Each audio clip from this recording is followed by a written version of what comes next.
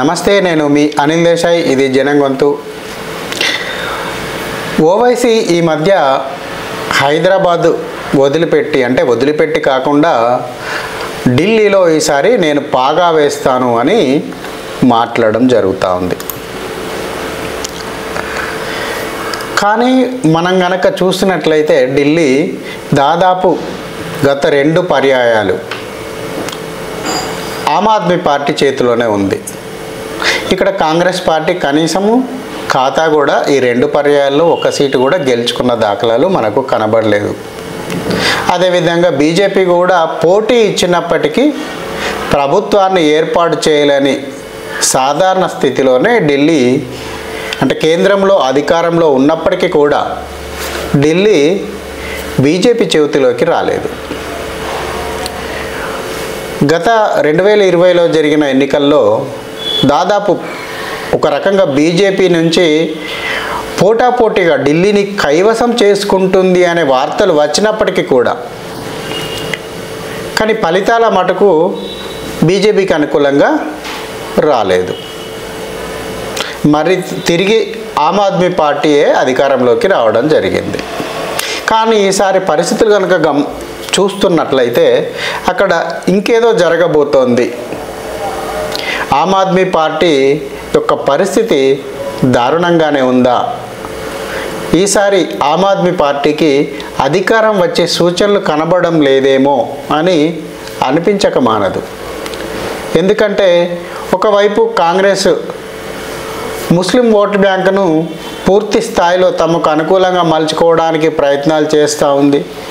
ఒక రకంగా సఫలీకృతం అయిందని కూడా మనము చెప్పుకోవచ్చు. ఎందుకంటే మొన్న జరిగిన 2024 సార్వత్రిక ఎన్నికల్లో ఆ సమాజం మొత్తం కూడా కేవలం ఒక కాంగ్రెస్ పార్టీ వైపుకే మళ్ళినట్లుగా మనకు ఫలితాలను కొంత అవగాహన చేసుకున్నట్లయితే మనకు ఆ తీరుతెన్నులు కనబడతాయి. అదే ఒరవడిని తీసుకొని ఢిల్లీలో పాగా వేయాలి, 100% ముస్లిం ఓట్ బ్యాంకును కాంగ్రెస్కు అనుకూలంగా మలుచుకొని ఢిల్లీలో అధికారాన్ని కైవసం చేసుకోవాలనే ఆలోచన కాంగ్రెస్ పార్టీలో కూడా కనబడుతోంది. అదేవిధంగా ఇదే సమయంలో మన తెలంగాణకు చెందిన ఏఐఎంఐఎం అధినేత ఓవైసీ బ్రదర్స్ కూడా ఢిల్లీలో పాగా వేయాలి, ఈసారి మేము ఢిల్లీలో పోటీ చేస్తున్నాం, బరిలో ఉంటున్నాం అంటూ సూచనలు ఇస్తున్నాడు. మరి ఢిల్లీలో చేయడానికి నాకు అనుకూలంగా ఉన్న ప్రాంతాలు ఏమిటి? ఎందుకంటే మనం హైదరాబాద్, మన తెలంగాణను కనుక పరిశీలించినట్లయితే కేవలం ఒక పాత బస్తీ ఏరియాకు మాత్రమే ప్రతినిధిగా కనబడతాడు. ఎందుకంటే పాత బస్తీ ఏరియాలో అంటే దాదాపు మెహదీపట్నం నుంచి మొదలు పెడితే పాత బస్తీ వరకు కూడా అత్యధికంగా ముస్లిం జనాభా కలిగిన ప్రాంతం. ఓవైసీ ఏఎంఐఎం పార్టీ కూడా ఎప్పుడు కూడా పాత బస్తీ దాటి అంటే ముస్లింలు లేని ప్రాంతాల్లో కనీసం పోటీలో కూడా ఉండడం చూడలేదు. ఉన్నా కూడా దానికి కనీస డిపాజిట్ కూడా దక్కిన దాఖలాలు మనకు కనబడవు. ఎందుకంటే 100కి 100 రూపాయలు ముస్లిం అనుకూల పార్టీగా, ముస్లిం యొక్క ప్రతినిధిగా మనకు ఆ యొక్క పార్టీ తీరుతెన్నులు కనబడతాయి. వారి మాటలు అలాగే ఉంటాయి, వారి ప్రవర్తన అలాగే ఉంటుంది, వారి వ్యవహార శైలి, రాజకీయాలు కూడా అదే విధంగా కనబడతాయి. ఇటువంటి సమయంలో ఢిల్లీలో మరి ఓవైసీ బ్రదర్స్ ఏ రకంగా ఏఎంఐఎం పార్టీని ప్రతినిధిగా చూపెట్టడం జరుగుతూ ఉంది. మనం ఒకసారి ఢిల్లీ అసెంబ్లీ కాన్స్టిట్యున్సీ వైజ్ కనుక మనం చూస్తున్నట్లయితే దాదాపు ఢిల్లీలో గల 70 అసెంబ్లీ స్థానాల్లో దాదాపు ఒక 10 స్థానాలు ముస్లిం మెజారిటీ ప్రాంతాలుగా ఉన్నాయి. అందులో 7 ఖచ్చితంగా ముస్లింలు మాత్రమే గెలవగలిగే స్థానాలు. అంటే అక్కడ ఇంతవరకు ఎప్పుడు కూడా ముస్లిమేతరులు గెలవలేదు. సేమ్ మన పాత బస్తీ ఎలాగైతే వేరే పార్టీ గెలవదో, కేవలం ఏఎంఐ మాత్రమే గెలుస్తుందో అలాంటి ప్రాంతము, అలాంటి అసెంబ్లీ కాన్స్టిట్యున్సీలు ఢిల్లీలో కూడా 7 ఉన్నాయి.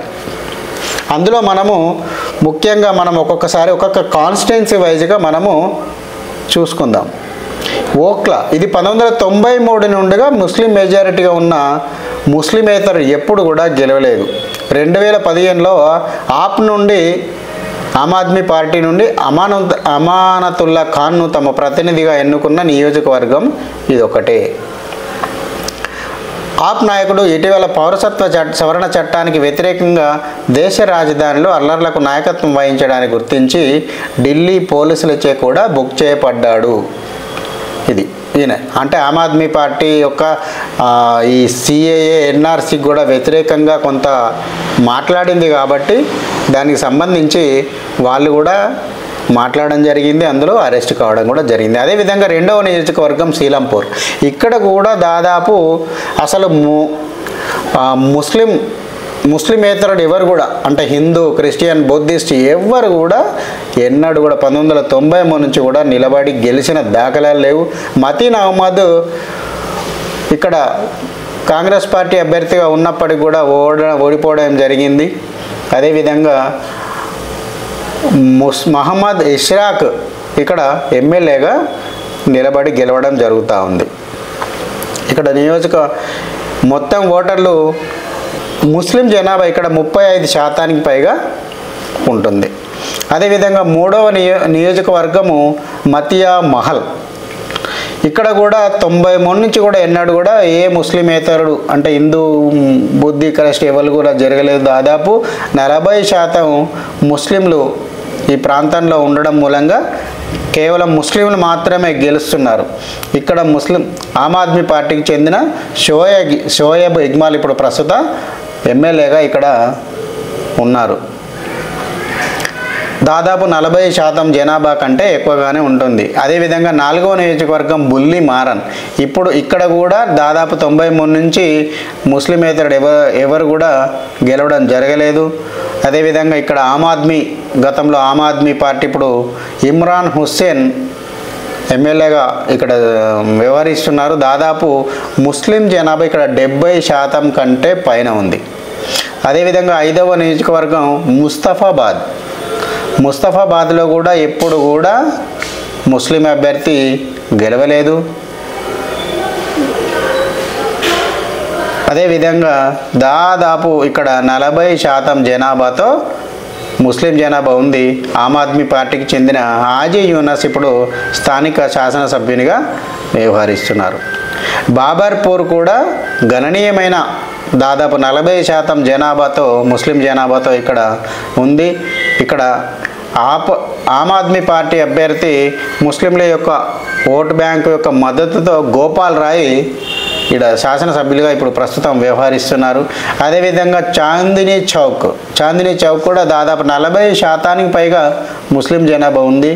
ఇక్కడ కూడా ఆమ్ ఆద్మీ పార్టీ ఫర్లాద్ సింగ్ సాహ్ని విజయం ఇప్పుడు దాదాపు ఎమ్మెల్యేగా వ్యవహరిస్తున్నారు.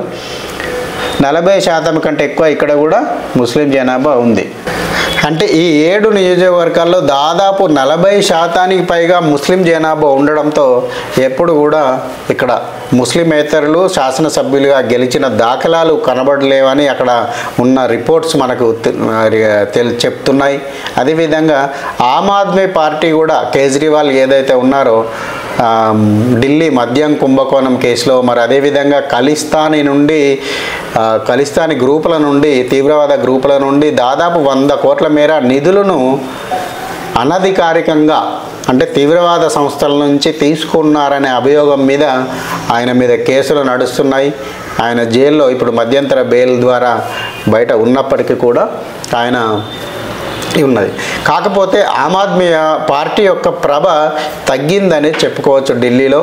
ఈ యొక్క మన యొక్క వాతావరణాన్ని కనుక గమనిస్తున్నట్లయితే 2020లో జరిగిన శాసనసభ ఎన్నికల్లో దాదాపు బీజేపీకి అప్పుడు 38% ఓట్లు రావడం జరిగింది. ఆమ్ ఆద్మీ పార్టీకి 42% ఓట్లతో అధికారాన్ని కైవసం చేసుకుంది. కానీ అప్పుడు కాంగ్రెస్ పార్టీ యొక్క పరిస్థితిని గమనించినట్లయితే కేవలం 4.26 అంటే 4.26% మాత్రమే ఓట్లతో అక్కడ కాంగ్రెస్ పార్టీ పూర్తి దీనస్థితిలో చతికిలబడిపోయింది. కాకపోతే ఇప్పుడున్న కొంత వాతావరణాన్ని కనుక గమనించినట్లయితే కాంగ్రెస్ పార్టీకి దాదాపుగా 4.26% నుండి 13% ఆ యొక్క ఓట్ బ్యాంక్ పెరిగింది అనేది కొన్ని సర్వేల ద్వారా వస్తున్న రిపోర్టు. ఇదే సమయంలో కాకపోతే ఇక్కడ ఆమ్ ఆద్మీ పార్టీ యొక్క మద్దతు, ప్రజా మద్దతు సర్వేల ద్వారా వస్తున్న వివరాలను కనుక మనం చూసినట్లయితే 33% అంటే 42% నుంచి 32% పడిపోయినట్లుగా అక్కడ సర్వే తెలుస్తూ ఉంది. ఇదే సమయంలో ఈ యొక్క బీజేపీ యొక్క సర్వే 45% పెరిగినట్లుగా మనకు ఆడ సర్వే రిపోర్ట్లు చెబుతున్నాయి. అంటే దీన్ని బట్టి కొంత ఇక్కడ బీజేపీ ఈసారి అధికారంలోకి రావచ్చు అనే అంశాన్ని, అంటే కాంగ్రెస్ మరియు ఆమ్ ఆద్మీ పార్టీ ఒక ఢిల్లీ యొక్క ప్రభావాన్ని తగ్గిపోవడంతో ఈ ఓవైసీ బ్రదర్స్ కూడా, అంటే ఆమ్ ఆద్మీ యొక్క స్థానం తగ్గింది కాబట్టి ఆ యొక్క విషయాన్ని భర్తీ చేయడానికి, ఆ యొక్క సీట్లను భర్తీ చేసుకోవడానికి తన వంతు ప్రయత్నంగా ఓవైసీ ఢిల్లీ మీద దృష్టి సారించినట్లుగా తెలుస్తోంది. దీనికి అంతటి కారణం కూడా ఏదైతే కేజ్రీవాల్ ఆమ్ ఆద్మీ పార్టీ, కాంగ్రెస్ పార్టీ ఏదైతే సిఏఏ ఎన్ఆర్సీ పార్టీలకు పూర్తి స్థాయి మద్దతు ఇచ్చిందో అదేవిధంగా ఆమ్ ఆద్మీ పార్టీ కూడా సిఏఏ ఎన్ఆర్సీ పార్టీలకు పూర్తి స్థాయి మద్దతు ఇస్తాము, మేము వ్యతిరేకిస్తాము అంటూ ఆ చట్టాన్ని వ్యతిరేకిస్తామంటూ అధికారంలోకి రావడం జరిగింది. అంటే ఇక్కడ కూడా ముస్లిం బ్యాంకు ఓటు మద్దతుతో మాత్రమే మనకు వచ్చినట్లుగా కనబడుతూ ఉంది. కానీ ఆచరణలో ఆ యొక్క సిఏఏ ఎన్ఆర్సీ విషయాల్లో పూర్తి స్థాయి మద్దతును ఇవ్వకుండా కొంత దాటవేసే ధోరణిని ప్రయత్నించినట్లుగా ముస్లిం వర్గాలు భావిస్తున్నాయి. అంటే ఈ యొక్క ముస్లిం వర్గాల ఓటు బ్యాంకు ఇప్పుడు ఇక్కడ ఆమ్ ఆద్మీ పార్టీకి దూరమైంది అంటే అనే విషయము కొంత రిపోర్ట్ సర్వే ద్వారా రావడంతో ఇక్కడ ఓవైసీ బ్రదర్స్ కూడా ఆ యొక్క భర్తీని నింపడానికి తను ఆ 7 నియోజకవర్గాల్లో దాదాపు 10 నియోజకవర్గాల్లో ముస్లిం ప్రాబల్యం ఉంది. అందులో 7 ఖచ్చితంగా ముస్లింలు మాత్రమే గెలవగలిగిన సీట్లు, సేమ్ పాత బస్తీలాగా అలాంటి సీట్లను తాను ఏఎంఐ ఖాతాలో వేసుకునేందుకు తను పావులు కదుపుతున్నట్లుగా మనకు అర్థమవుతోంది. చూద్దాం ఏది ఏమైనా రాబోయే రోజుల్లో ఇక్కడ ఢిల్లీలో ఏ పరిణామాలు చోటు చేసుకున్నాయి, రాబోయే కాలంలో 2025లో జరిగే ఢిల్లీ అసెంబ్లీ ఎలక్షన్లలో ఏ పార్టీకి అధికారం రానుందో మనం చూస్తూ ఉంటే అర్థమవుతుంది.